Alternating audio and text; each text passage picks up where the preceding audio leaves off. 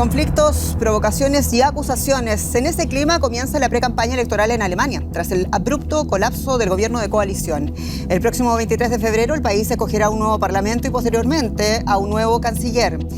Y el canciller Olaf Scholz seguirá gobernando los próximos meses en minoría, una minoría parlamentaria que no le permitirá tomar decisiones urgentes, como por ejemplo enfrentar el estancamiento económico alemán. Es una situación amarga, especialmente para Ucrania, y es que con la reelección de Donald Trump, las ayudas a Kiev no están garantizadas. Por eso en esta edición de A Fondo nos preguntamos: Alemania en crisis, ¿se acabará el liderazgo en Europa?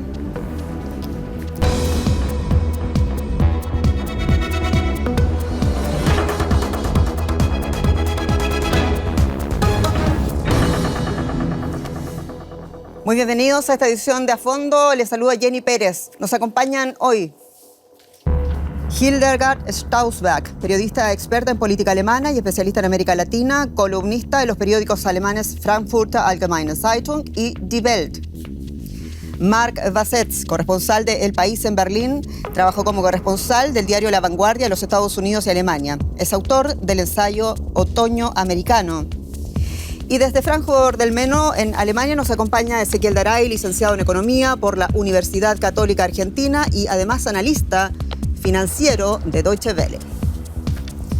Alemania es todavía el motor de Europa y la tercera economía del mundo, pero hay una crisis muy compleja que no se veía en este país desde el año 2005. Peor, dicen algunos analistas. Opine con nosotros, por favor, a través de nuestra publicación de YouTube. Comenzamos inmediatamente y quiero comenzar contigo, nuestra analista política alemana, Hildegard. De aquí al 23 de febrero, que es el día de las elecciones, Olaf Scholz va a seguir gobernando solamente con socialdemócratas y con verdes. Y aquí la pregunta, en medio del bloqueo político, ¿qué esperar realmente de los próximos meses?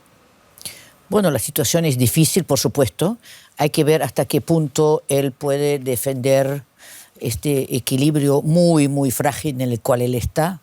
Yo creo que tiene la suerte de tener en la oposición al Partido de la Democracia Cristiana, que con el señor Merz tiene una persona con mucha experiencia y también con responsabilidad.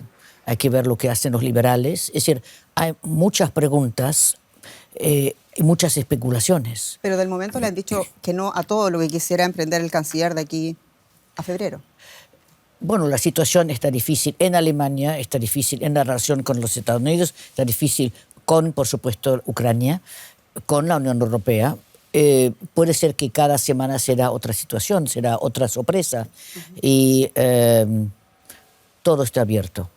En medio de eso, todo está abierto, que señora Hildegard, Marc, está naturalmente un caudal de votos que todos los partidos políticos alemanes se van a disputar el próximo 23 de marzo. De darse esa situación de mejoras que propone el canciller a última hora en materia social, en materia tributaria, incluso podríamos ver que el líder opositor Friedrich Merz incluso aparezca después de todo apoyando alguna de esas iniciativas. Puede que apoye, y lo ha dicho, medidas pero muy puntuales.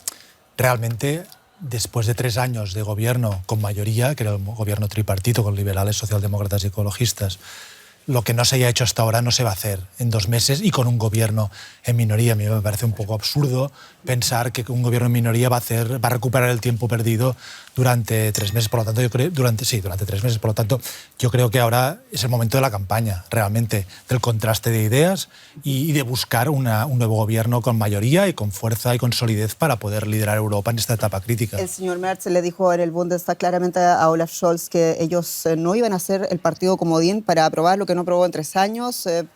¿Es parte de lo que también se va a esperar? ¿También va a ser así? ¿O puede haber de alguna manera una arena gris donde salgan algunas cosas que son urgentes además para la situación alemana? Sí, bueno, parece que habrá algunas medidas puntuales que puedan aprobarse y de alguna manera el canciller Scholz hace un juego táctico legítimo y yo creo que puede hacerlo, de decir, si no me apoyan, le responsabilizaré por no haber hecho nada y no haber actuado en este momento difícil de la economía alemana. Y si me apoyan, pues iré a la campaña con una victoria legislativa. Yo creo que habrá apoyo en la política exterior referente a Ucrania, eso sí. Ahí veo una posible cooperación. Y del otro lado, evidentemente, Scholz intentó lo imposible durante mucho tiempo y yo no veo cómo la oposición le va a apoyar, ¿no? Estamos hablando de un momento crucial, político, muy decisivo en Alemania, y antes de hablar con nuestro experto financiero, porque también se trata de la situación de estancamiento económico en este país, vamos a escuchar lo que se dijeron en el Bundestag, tanto el canciller alemán Olaf Scholz como el líder de la oposición, el cristiano demócrata Friedrich Merz, y a juzgar por las palabras van a ver que ya la campaña política en Alemania comenzó. Estoy firmemente convencido de que debemos aprovechar el tiempo que tenemos para juntos aprobar leyes muy importantes para los ciudadanos. Leyes que no se pueden retrasar, que son necesarias. Creo que debemos demostrarlo al país ahora. Alemania necesita una política diferente, especialmente en política migratoria, política exterior y de seguridad, y política europea, así como en política económica. Escucharon la palabra economía muchas veces y eso es lo que marca el ritmo ahora mismo de las decisiones políticas. En Frankfurt del Meno está Ezequiel, mi colega, además experto financiero de Chevele. Ezequiel, pese al estancamiento económico, pese a la recesión, Alemania sigue siendo la tercera economía más grande del mundo, también el motor de Europa, pero ¿hasta cuándo? Bueno, Jenny, es la gran pregunta, o sea, todavía tiene fuelle, Alemania es una economía poderosa, pero va en la dirección equivocada y el mundo que hizo a Alemania poderosa no existe más. El mundo de exportar productos que demandaba, sobre todo China, el mundo de utilizar energía barata no existe más. China se ha transformado de ser el gran cliente a ser un competidor. China hoy produce los mismos productos o gran parte de los productos que fabrica Alemania, y yo creo que también, yo no le achaco 100% de la culpa a este gobierno. Me parece que sí, este gobierno no ha logrado imponer su voz en Europa. Me parece que la mitad de la culpa se la podemos achacar a Europa, a sus absurdas regulaciones, y no entiendo cómo Alemania, siendo la potencia principal, no ha logrado imponer su voz, por ejemplo, en el tema de tarifas a los autos chinos, por ejemplo, en el Pacto Mercosur, que Francia lo tiene pisado. Interesante, recapitulemos también especialmente, Ezequiel, con lo que mencionaba Hildegard, el tema Ucrania. El gobierno alemán se derrumbó sobre todo por la disputa que hubo por el freno de la deuda. El dimitido ministro de Finanzas, el liberal Christian Lindner, no quiso aumentar el techo de la deuda, algo que sí quería el canciller socialdemócrata. Sin embargo, Alemania tiene una deuda del 63% que para muchos países desarrollados realmente es un sueño. Hay países como Italia, como Francia, como Japón, por ejemplo, que están mucho más endeudados que Alemania. Y aquí está la pregunta, ¿Alemania debería endeudarse más o no? De ninguna manera. Para mí, lo mejor que está haciendo Alemania es tener el techo de deuda. Yo estoy totalmente con la posición de Lindner en este caso. Sí. Creo que la CDU, la CSU también irá por ese lado.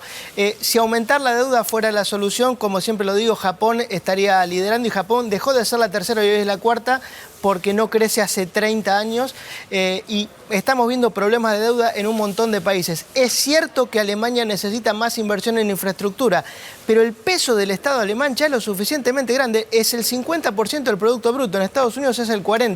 El Estado alemán ya gasta lo suficiente, el tema es en qué lo gasta y cómo lo puede redireccionar.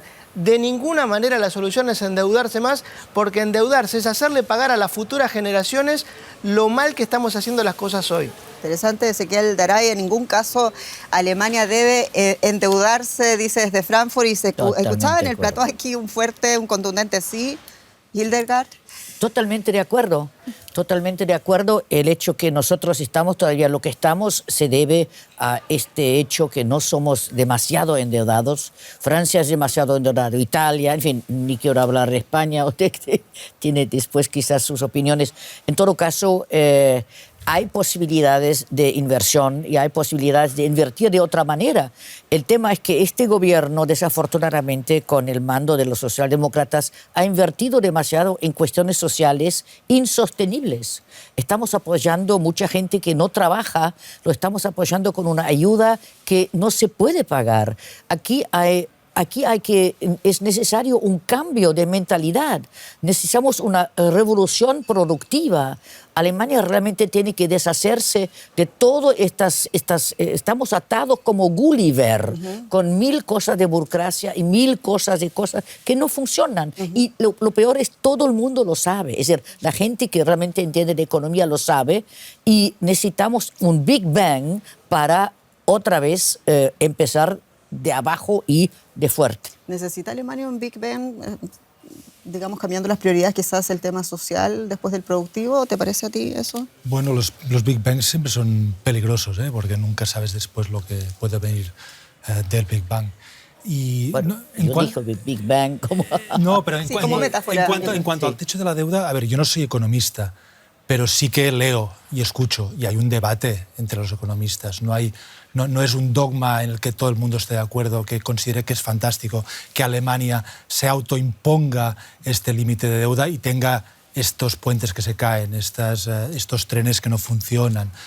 Estados Unidos es un país muy endeudado también. Japón lo es y no ha funcionado, pero Estados Unidos es un país muy endeudado. Es decir, yo creo que ahí no hay una respuesta única, ni lo veo tan claro. Y de hecho, el propio Friedrich Merz, el candidato democristiano, se ha mostrado abierto a hablar de esta cuestión. Entonces yo creo que es una cuestión que habrá que resolver, y sin duda lo interesante de la campaña será que estos temas van a estar en la mesa y se van a debatir, ¿no? Y los alemanes podrán decidir cuál es la mejor opción. Ezequiel, Baray quiere acotar algo desde Frankfurt, brevemente, Ezequiel.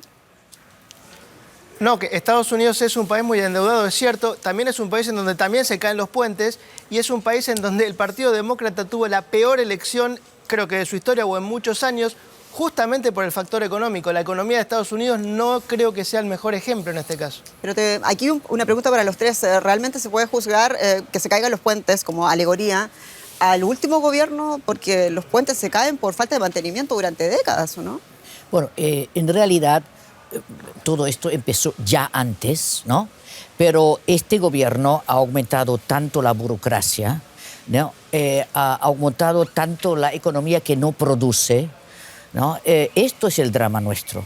Y ahora nosotros tenemos una constitución, y un techo del endeudamiento forma parte de la constitución. Entonces sí se puede negociar, como el señor Merz, que de economía entiende 1000 veces más que el señor Scholz, ya lo avisó. Pero eso hay que decirlo, y hay que hacerlo de una manera sensata, y no simplemente regalándole un poco aquí y regalándolo un poco allá. Pero la crítica también es solo para los 16 años de Merkel, Hildegard. No, por supuesto. Merz quiere hacer todo bien lo que no se hizo en esos 16 años. Merz es otra cosa que Merkel. Justamente Merz, del mismo partido que la señora Merkel, es otra cosa, quiere otras cosas. Quiere volver a una democracia cristiana de centro-derecha, y esto lo necesitamos.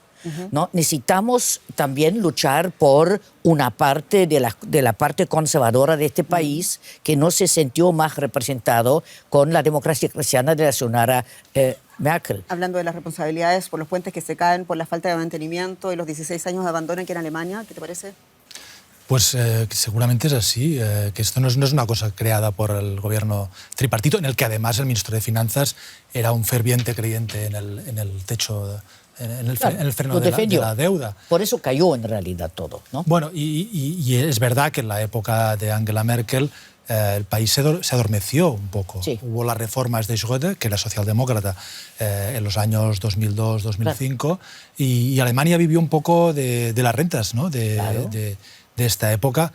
Lo que ha hecho este gobierno, no ha conseguido, aparentemente, visiblemente, no ha conseguido levantar esta ¿Y no situación. lo ha conseguido, dicen, por la pandemia y también por la guerra o la invasión rusa en Ucrania? La pandemia, la evolución del mundo hacia un mayor proteccionismo, ¿no? Esto ya se ha dicho muchas veces, pero es verdad que en los últimos 2, 3, 4 años los pilares de la prosperidad alemana o se han tambaleado o se han caído, ¿no? Desde el gas barato ruso hasta las exportaciones a China o ahora quizá, lo hablaremos quizá... Bueno, nuestras plantas nucleares han sido abandonados por los verdes innecesariamente en esto de la guerra de Ucrania.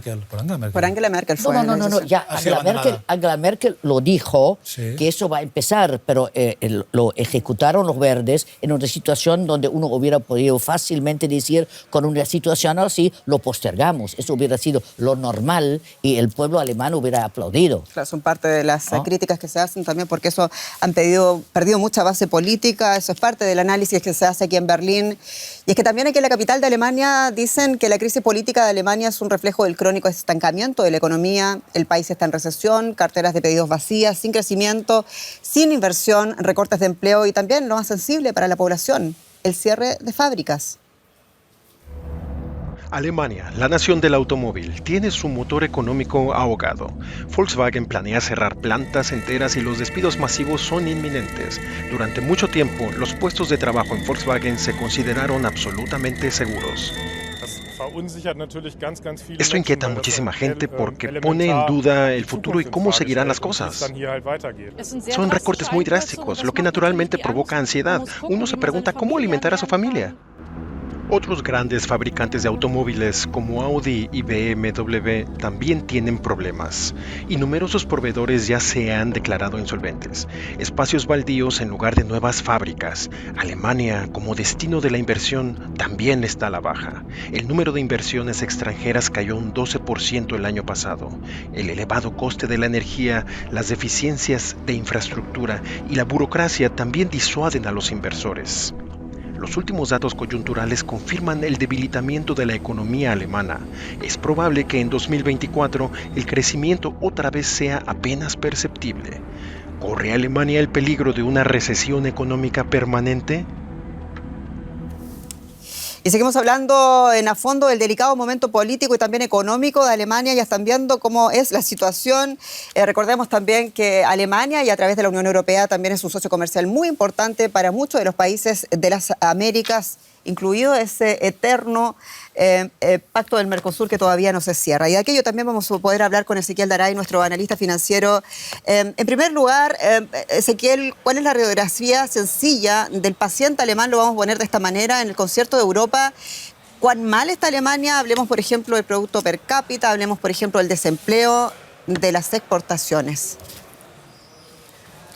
Bueno, a ver, el Producto Bruto Per Cápita pasó, creo que está en 43.600 euros, era 300 euros más por persona cuando asumió esta coalición semáforo. El desempleo aumentó ligeramente, pero se han creado empleos, ha cambiado la composición del empleo, se han dejado de crear empleos más calificados, que pagan mejor salario por empleos de menor cualificación.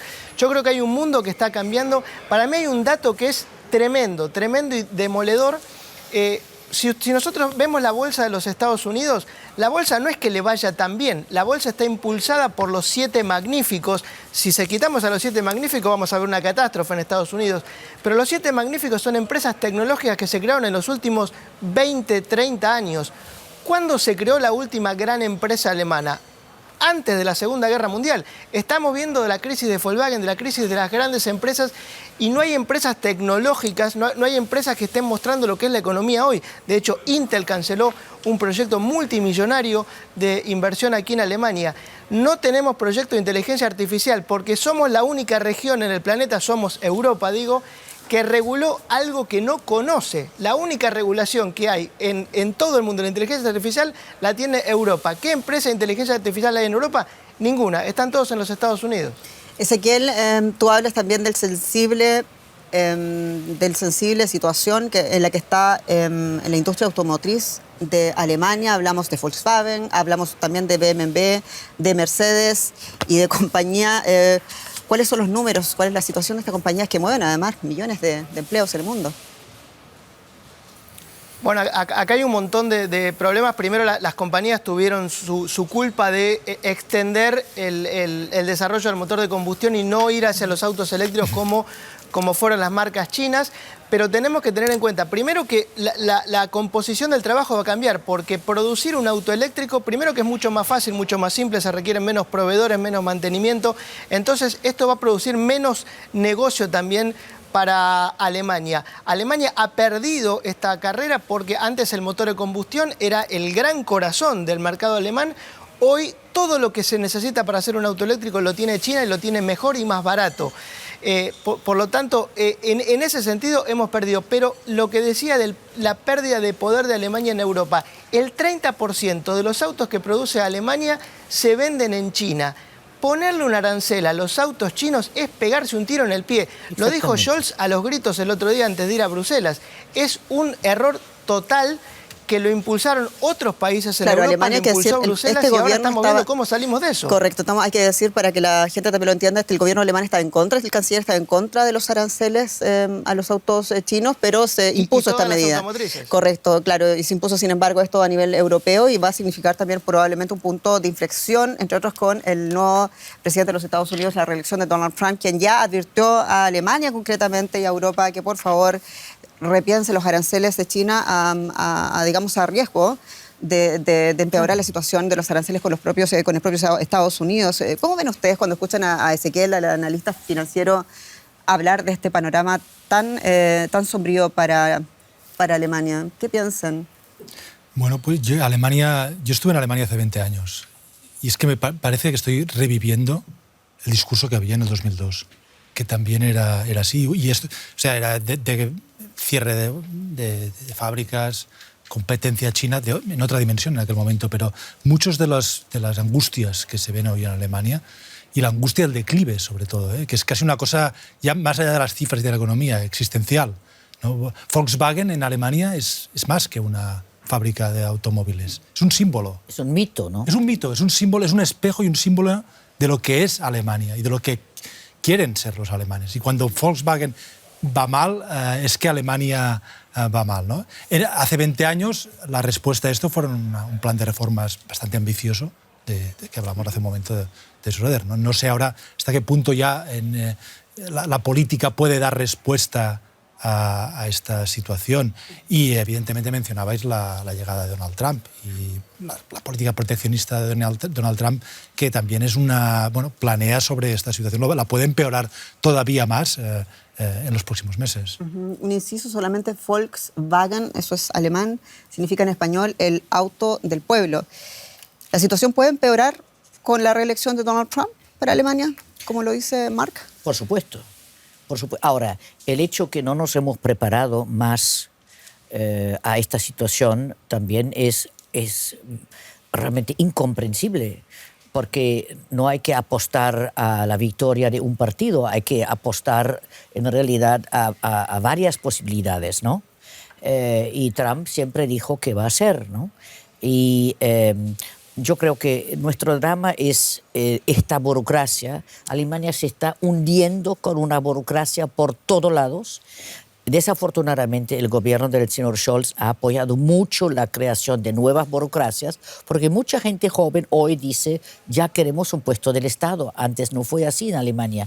Fue típicamente en Italia o Francia, pero hoy pasa aquí en Alemania, ¿no? Y esto es un gran peligro, porque no nos engañemos. Si Alemania, como se dice en la Argentina, se va al tacho, ¿no? No hay futuro para una Europa fuerte, ¿no? Esto está ligado uno al otro. Y evidentemente el gobierno del canciller Schröder al comienzo de los años 0, ¿no? Tuvo la valentía de hacer reformas, y la señora Merkel, cuando llegó al gobierno, ¿no? lo liquidó en parte, ¿no? Y en realidad necesitamos reformas con la valentía que Schröder tuvo, ¿no? A ver si John Merz lo va a hacer, sí. Pero es de otro partido y no sé si los otros partidos después lo van a aceptar. Además, ahora tenemos la AfD y el partido de la señora Wagenknecht, ¿no? Hildegard dice, necesitamos reformas aquí en Alemania. ¿Y cuáles son las reformas, Ezequiel? Te lo pregunto también considerando lo que está tratando de impulsar a última hora y en minoría el gobierno de Olaf Scholz de aquí hasta el 23 de febrero. Yo creo que el plan que quería implementar Lindner, Lindner y la CDU tienen mucha sintonía. No creo que puedan llegar a formar un gobierno por el tema de mayorías, pero el plan de desregular la economía, de hacer más atractiva la inversión, de hacer más atractiva la inversión en estos sectores que son clave, y no tenerle miedo al... Yo me flipo, como dicen los españoles, cuando hablan del proteccionismo de Trump. A ver, claro. El mundo es proteccionista. Los aranceles que puso Trump los quitó Biden. De hecho, puso más aranceles. Sí. En China están prohibidas todas las empresas tecnológicas estadounidenses. No puede operar ninguna. Europa es hiperproteccionista. O no estamos viendo lo que están haciendo con el Mercosur, con Francia tratando de decir, no cumplen con las normas de emisión. El Mercosur es súper proteccionista. Entonces, en este mundo lo que hay que hacer, me parece lo más sensato, en este nuevo mundo que plantea Trump, es sentarse a negociar con Trump. Trump es un negociador y decir, bueno, ¿de qué manera ganamos los dos? Porque ir a una guerra comercial o las sanciones que le quisimos imponer a Rusia, el único que pierde es Europa y Alemania. Pero la guerra comercial la puso en su único mandato hasta ahora el presidente Trump hacia China, y ese es el problema. ¿Cuál es la situación de Europa y concretamente de un gobierno como el alemán, que tiene muchas incertidumbres y pocas certezas para un eventual comienzo de esa guerra comercial con China? La solución es sentarse a comerciar. La solución no es ponerle un impuesto a los autos chinos, porque ese impuesto ese arancel lo terminan pagando los consumidores alemanes y termina siendo contrario al objetivo verde que tiene la Unión Europea. La situación es sentarse y comerciar. Hoy me parece que podemos llegar a tener la oportunidad de ir a un mundo con menos guerras si realmente se cumple todo lo que está diciendo Trump. Los chinos no están a favor de la guerra, están a favor del comercio. Los chinos quieren comerciar, sí. Los chinos no están a favor de todos estos aranceles. Entonces, sentarse y ver de qué manera se pueden las economías más desarrolladas complementar. Pero la Europa tiene que mirarse hacia adentro, desregular su economía y borrar un montón de las últimas normas que han impuesto en el último tiempo, que han ido en contra de Alemania, en contra de Europa y en contra de Alemania. Todo lo que dice Ezequiel hace mucho pensar en volver al pragmatismo político, a la realpolitik, ese concepto filosófico nació aquí en Alemania. Para ti, estamos enfrentando, hay que decir, un nuevo paradigma. El Estado social de Alemania es bastante caro, lo decía también con cifras Ezequiel Daray. Jornada laboral de 34,4 horas, que está muy por debajo del resto de Europa. Alemania, en esta nueva realidad, ¿se puede seguir permitiendo este tipo de cosas? ¿Tiene que ajustarse también a esa realidad con todo lo que significa? Bueno, es que estamos hablando de esta crisis de Alemania, pero es una crisis dentro, como recuerdas con estas cifras, claro, dentro de uno de los países con mayor bienestar y prosperidad del mundo, de Europa, de la historia de la humanidad, ¿no? Y quizá lo que necesita es adaptar este modelo a estos tiempos. Yo no sé cómo hay que hacerlo, evidentemente. Pero cambiar el paradigma puede costar muchos votos. Y sí, puede costar muchos votos, y yo no creo que Europa ni los europeos quieran. Si cambiar el paradigma significa desmontar el estado del bienestar, yo creo que esto no va a pasar en Europa, por lo menos a corto y medio plazo. Pero no desmontar, pero sí ajustarlo y dejarlo muy pequeño, porque cuando se habla de burocracia o las reformas, por ejemplo, que dice Ezequiel... Sí, no veo... A ver, tomemos Alemania, empieza la campaña electoral, no veo ningún partido que proponga esto, ni de lejos, ni el Partido Liberal, en realidad, que es un partido muy minoritario. Claro, pero la CDU... Claro que está, pero no, hay una demanda muy fuerte social de que incluso eso se profundice. Sí, pero ni la CDU... Merz será probablemente el próximo canciller. Este no es su programa. En el programa de todos los partidos, también conservadores de Europa, está a mantener el sistema de protección social muy robusto, más robusto que en cualquier otro lugar del planeta. Claro, pero para reducir el aparato total vamos a tener que ver desempleos, eso es lo que se está proponiendo. Va a haber un costo social ante la reducción del Estado. Lo está viendo en otros países que están implementando eso. Miremos Argentina, por ejemplo. Bueno, esto de verdad es otra situación. Yo creo que hay que concentrarse en un análisis a fondo en Alemania. No es el momento de trabajar menos, es el momento de subirse las mangas. No es el momento de hablar de más Bürgergeld, de más bienestar social y todo. Hay que decirlo, vamos a reducir a lo que podemos de verdad financiar. Desafortunadamente tenemos una juventud muy acostumbrada a la hamaca social, que nosotros lo hemos propagandizado en las últimas décadas, pero hay que volver a la realidad, ¿no? Y ahí necesitamos de verdad un liderazgo político que tiene la valentía de hablar de cosas duras. Vamos a ver, yo creo que Merz lo entiende, quizás en última instancia el actual canciller también, pero le falta también la valentía hacia sus grupos sociales, porque la SPD, el Partido Socialdemócrata, está vinculado a todos los gremios y todo este aparato enorme abajo. ¿no? Por ejemplo, analizar el porqué le va mal a Volkswagen, ¿no? Porque Volkswagen está en una situación de concesiones excesivas hacia sus trabajadores. No tienen estas concesiones en otras empresas, ¿no? Realmente Alemania hay que sincerizarse. Pero también hay un par de escándalos de la compañía y también bueno, hay... los escándalos de la Volkswagen era espectacular en el pasado, ¿no? Pero no es imposible. La cuestión es si tenemos la valentía, es decir, nosotros, los viejos y también una parte de los políticos, de decir la verdad a la juventud y a la gente. Yo quiero volver al tema de Donald Trump y ya que lo mencionaron ustedes, Friedrich Merz, que se da por descontado aquí en Alemania, que va a ser el próximo canciller de este país, aunque no se sabe cuál va a ser la constelación de la coalición que lo va a acompañar, porque aquí en Alemania, como es una democracia parlamentaria, se tiene que gobernar con coalición de partidos. Y entonces aquí la pregunta, ¿cómo se va a entender? ¿Va a ser fácil o más fácil para un Merz entenderse con Donald Trump que lo sería para Olaf Scholz? Bueno, yo creo que Merz conoce bien a los Estados Unidos, ¿no? Él trabajó con BlackRock, él entiende cómo funcionan las cosas en los Estados Unidos, que es una gran ventaja, ¿no? Entender de economía nunca viene mal. Y yo creo que necesitamos un sinceramiento a fondo.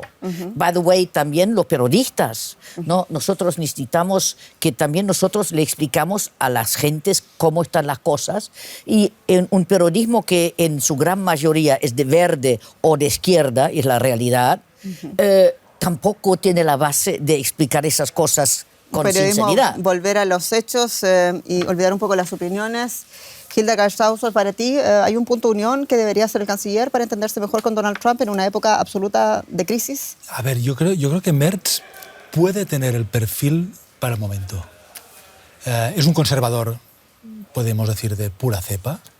No es Merkel, es un conservador. Es la democracia cristiana. Sí. Claro. Él es la democracia cristiana. Merkel no fue la democracia cristiana. Sí. Merkel realmente ha usado la democracia cristiana para su perfil, y eso ha sido perverso políticamente. Y Merz representa lo que de verdad es democracia cristiana, que es centro-centro. La democracia cristiana tiene una parte de centro, un poco de izquierda y mucho de derecha. Y solamente así tenemos un partido que se llama en alemán Volkspartei. Y lo necesitamos. Hay muchas Por suerte lo tenemos todavía. Hay muchas democracias cristianas. Claro, pero la nuestra ha sido la más exitosa. Sí. La italiana se borró, en otros países se borró, y nosotros lo tenemos todavía en un marco de más o menos 30% y plus y eso es una ventaja. No, lo que quería decir, o sea, un par de puntos, no. Yo lo veo a Merz como un democristiano, es verdad, pero conservador. Es de la derecha de la democracia cristiana. Sí, de derechas. Un hombre, ¿cómo decirlo? Un líder fuerte, ¿no? No es como Scholz, que a veces no se sabe muy bien si piensa una cosa o la otra, no se acaba de decir. No, es un tipo que se impone, y esto creo que en algunos momentos puede ser un defecto, en otros puede ser una cualidad cuando tienes enfrente a Donald Trump, cuando tienes a Orbán. ¿Pero te parece suficientemente fuerte la figura de Merz para Bueno, Trump? eso se verá, pero... Y luego creo que tiene este talante, este atlantismo, es muy atlantista, que eso también es una tradición muy de la Unión Democristiana.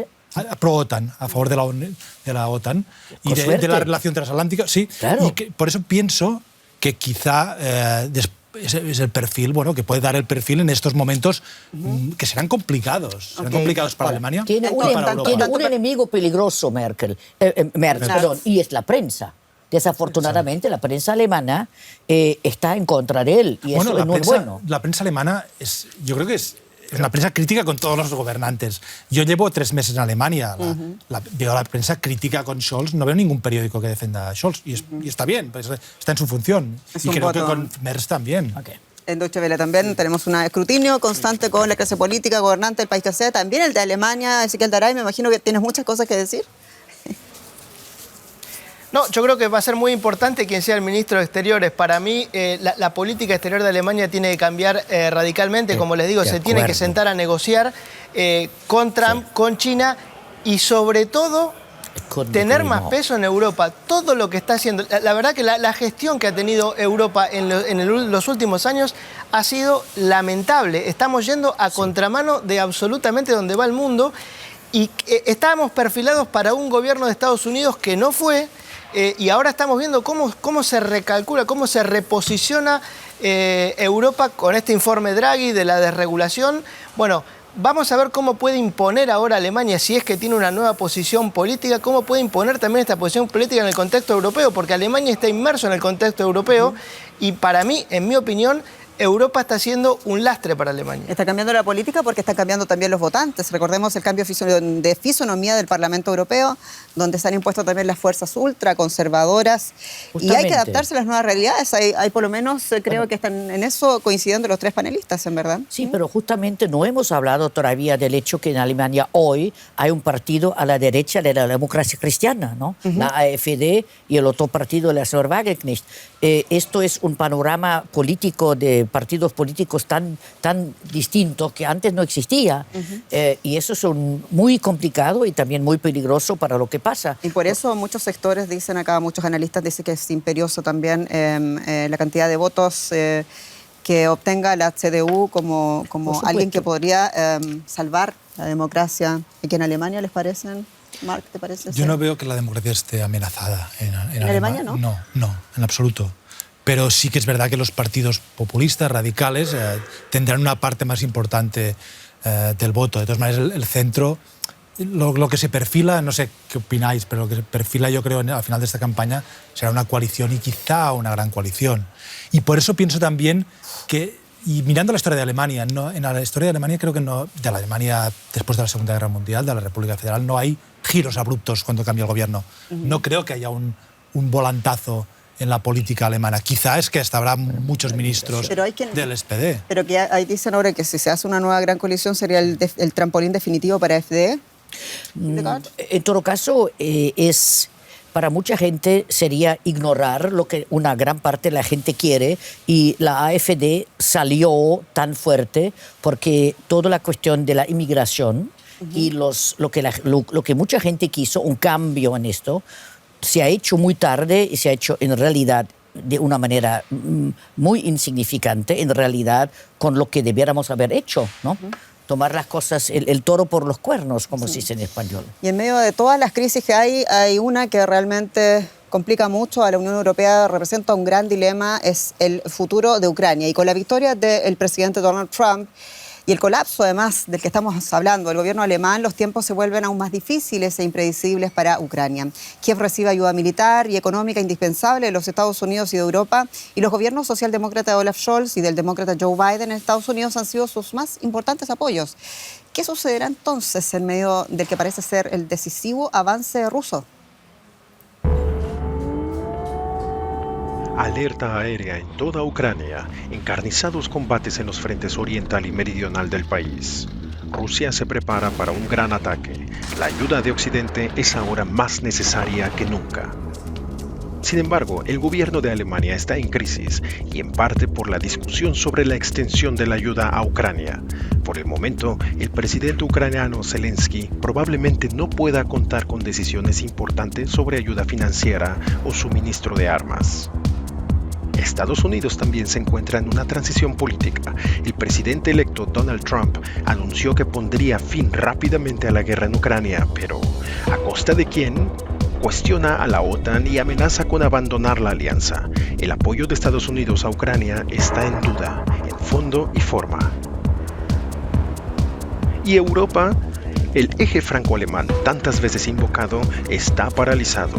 Mientras tanto, otros marcan la pauta, como el populista húngaro y favorito de Rusia, Viktor Orbán. La disputa y el estancamiento podrían jugar a favor de una de las partes en particular, el presidente ruso Vladimir Putin. ¿Hasta qué punto es esto peligroso para Ucrania y Europa? Nos quedan solamente 4 minutos de programas. ¿Cuán decisivo será el apoyo de un eventual canciller Friedrich Merz a la guerra en Ucrania? Lo pregunto comparando lo que ha hecho Scholz y lo que ha hecho esta coalición de gobierno, que ya no existe, por lo cierto, con todos los apoyos que hemos visto. Bueno, Merz, por sus declaraciones, parece un poco más decidido a apoyar a Ucrania. Scholz, es verdad que Alemania es el segundo país que más dinero ha dado a Ucrania después de Estados Unidos, en términos absolutos, no respecto a su PIB o su población, pero Scholz siempre ha mantenido un equilibrio, porque es de un partido donde hay unas tendencias pacifistas, incluso una tradición próxima a Rusia, intenta equilibrar. Creo que Merz puede ser más decisivo, pero creo que Merz también, en la hipótesis de que sea canciller, se encontrará con Trump, que no sabemos qué va a hacer, pero podría abandonar a Ucrania. Creo que Merz sí va a seguir en la línea de apoyar al gobierno en Kiev, en un lado, y dos, va a poner un ministro de Relaciones Exteriores más capaz de lo que tenemos en este momento, y al final no nos olvidemos, tan bien no le va tampoco a Rusia, ¿no? Si alguien tiene que buscarse ayuda de Corea del Norte, la situación no puede ser tan ideal. Así, vamos a ver. Interesante. ¿Y con qué se paga la guerra? Ezequiel Garay, ¿dan las cuentas? ¿Puede permitirse Alemania este decisivo apoyo económico a Ucrania?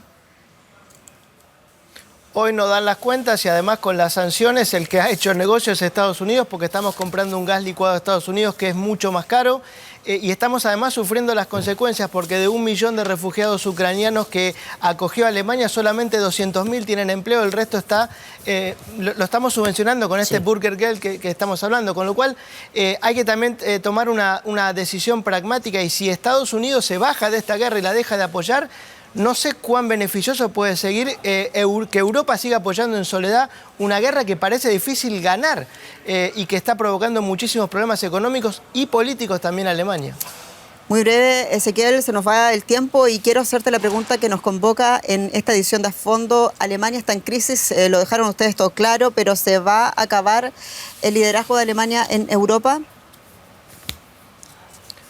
No, yo no creo, porque yo no veo ni a Francia, ni a España, ni a Italia en condiciones de superar, menos el Reino Unido.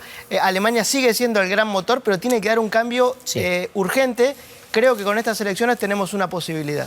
Ezequiel Garay, analista financiero de Deutsche Welle, te despedimos allá en Frankfurt. Hildegard, por favor, ¿va a poder Alemania terminar su liderazgo en Europa o continuar con su liderazgo en Europa? Bueno, si uno es europea y quiere Europa, necesitamos un liderazgo europeo por Alemania, pero una Alemania democrática, liberal, basado en el pensamiento de Ludwig Erhard, el gran ministro de Economía, una gente como Konrad Adenauer, con una asociación y con Washington. Es decir, nada de sueños, cosas concretas, y con esto y subirse las mangas hay posibilidades, de esto estoy convencida. Muy breve, Marc, ¿qué Alemania debería ser la que siga liderando Europa? Sí, Alemania debe ser liderando Europa, pero no solo Alemania. Un país solo no puede liderar Europa. Es Alemania, es Francia, es Polonia, los Hemos países olvidado de hablar de Polonia. Europa Central, eso sí. Y también los países mediterráneos. Europa es una unión. Con Alemania enfrente y Francia, pero Alemania el motor y parte de las conclusiones del debate que sigue aquí en A Fondo. Soy Jenny Pérez, ha sido un gusto acompañarles desde Berlín. Un abrazo y gracias por su confianza y sintonía. Hasta pronto.